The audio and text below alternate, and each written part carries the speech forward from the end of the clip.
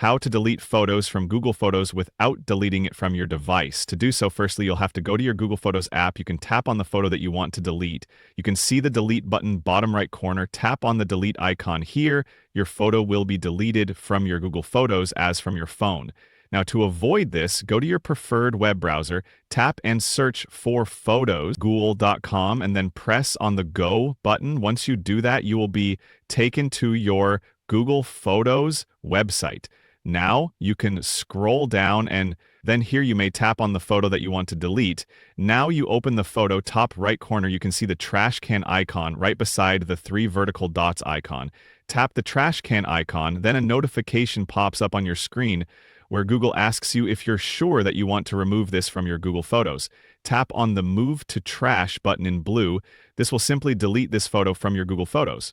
To check if this photo has been deleted from your Google Photos, but is still existing in your photos or your gallery, you can go back and then go to your photos, and you can see that the photo is still existing in your photos or in your gallery.